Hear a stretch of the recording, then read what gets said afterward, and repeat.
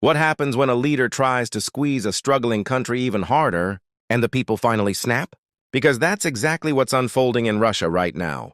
Vladimir Putin's latest economic fix was supposed to stabilize the system, fund the war machine, and keep the illusion of normal life alive. Instead, it's backfiring in his face, and ordinary Russians are furious. Here's the setup.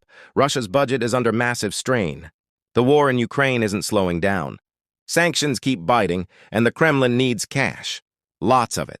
So Moscow rolled out a new wave of tax, hikes, and revenue, grabs aimed at filling the state coffers. Officials sell it as a patriotic necessity, but even inside Putin's circle, they know it's explosive. State media have been carefully coached on how to pitch the policy without tying it directly to Putin himself, because they're terrified of the political blowback.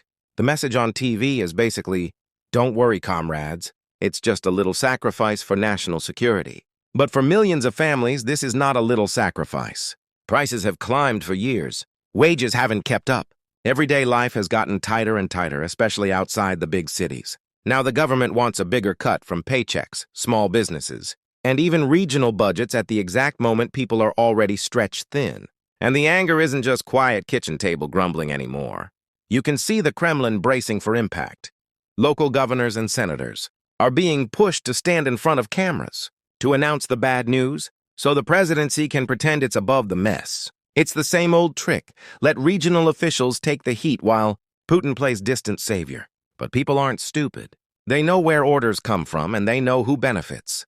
And this is colliding with something even more dangerous for the Kremlin: war fatigue. Putin's entire strategy depends on a permanent war economy.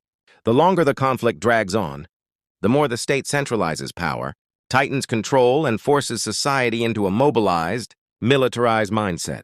Ending the war, or even dialing it back, risks collapsing the narrative that justifies everything. So instead, Russians are asked to pay more, work more, and complain less, indefinitely.